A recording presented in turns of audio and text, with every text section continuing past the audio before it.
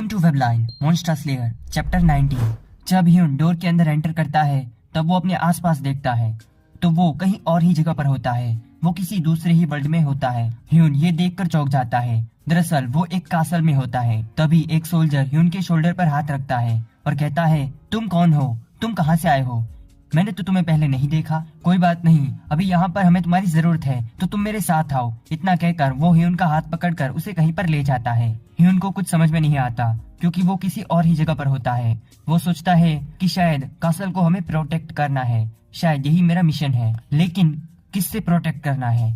तभी हम ह्यून को देखते हैं जो कि गेट की दूसरी साइड देखता है जहाँ पर काफी सारी आर्मी होती है और वो भी डेड स्केलेटन्स की। ये देखकर ह्यून को बहुत डर लगने लगता है। ह्यून कहता है, क्या ये सच में ऐसा हो सकता है? मुझे विश्वास नहीं हो रहा। इतने सारे स्केलेटन और वो भी एक साथ। स्केलेटन कासल के अंदर आने की पूरी कोशिश कर रहे होते हैं। इस तरफ काफी सोल्जर गेट को बंद कर रहे होते हैं ताकि वो डेड स्केलेटन कासल के अंदर ना आ जाए। लेकिन यहाँ पर प्रॉब्लम ये थी कि स्केलेटन बहुत ही ज्यादा थे, इसी वजह से वो उसे रोक नहीं पा रहे थे। एंड तभी वहाँ पर ह्यून अपनी स्वॉर्ड के एक अटैक से स्केलेटन के हेड पर वार करता है। स्केलेटन को मारने के बाद उसे 50 अचीवमेंट पॉइंट्स मिलते हैं। ये देखकर ह्यून बहुत ही शॉक्ड रह जाता है और ह्यून गेट को खोलकर बाहर चला जाता है। बाहर जब वो सोल्जर ह्यून को लड़ता हुआ देखते हैं तो वो शॉक्ड रह जाते हैं। वो देखते हैं कि ये आखिर कौन है और ये यहाँ पर क्या कर रहा है। ह्यून एक के बाद एक स्केलेटन को मारता रहता है और उसे 50 अचीवमेंट पॉइंट्स मिलते रहते हैं। लेकिन तभी एक स्केलेटन ह्यून के आर्मर पर अपना हाथ रखता है। हाथ रखते ही आर्मर पिघलने लगता है। ये देखकर ह्यून सोचता है कि इस स्केलेटन के हाथों में या फिर पूरे शरीर के अंदर टॉक्सिक होगा जिसे छूकर मेरा आर्मर भी गलने लगा है। ये स्केलेटन काफी स्लो और काफी वीक है, लेकिन फिर भी मुझे सावधान रहना होगा क्योंकि इस स्केलेटन के पूरे शरीर में टॉक्सिक फैला हुआ है जो एक ही झटके में मेरे आर्मर को डिस्ट्रॉय कर सकता है। सनराइज होने के बाद ये स्केलेटन वैनिश हो जाएंगे।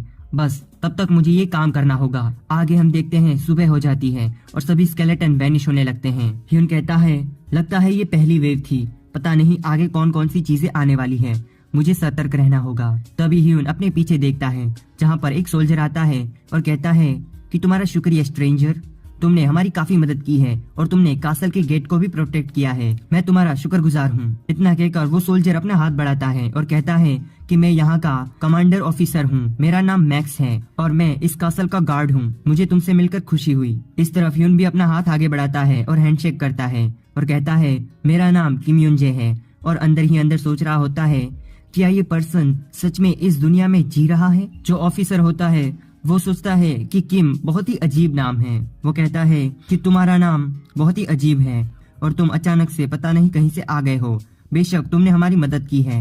ह्यून ये सुनकर थोड़ा सोच में पड़ जाता है और कहता है कि इसे समझाना थोड़ा हार्ड होगा, लेकिन मैं आप पर कोई भी मुश्किल खड़ी नहीं करूंगा। ऑफिसर कहता है, हाँ वो तो मैंने देख ही लिया है, तुम काफी अच्छे पर्सन हो, इसी वजह से मैं तुम्हें और कोई भी सवाल नहीं पूछूंगा। फिर वो ऑफिसर थोड़ा चिंता में होता है। वो कहता है, लेकिन मुझे तुम्हारी मदद चाहिए। फिर हम ह्यून और ऑफिसर को कासल के अंदर देखते हैं। ऑफिसर ह्यून से कह रहा होता है, इस कासल के चारों ओर काफी सारे डेड स्केलेटन हैं जो कि रात को अपीयर होते हैं। ये दिन में दिखाई नहीं देते, लेकिन रात में ये अपने आप आ जाते हैं।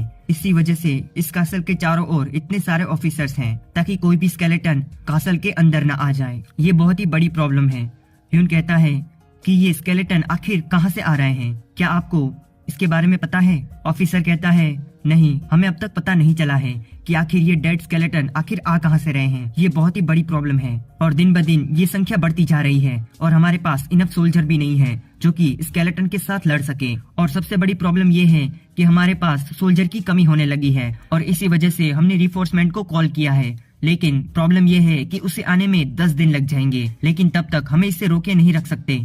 हमें कुछ न कुछ करना होगा, इसी वजह से मैं तुम्हारी हेल्प चाहता हूँ। ह्यून अंदर ही अंदर सोच रहा होता है कि ये बहुत ही अजीब है।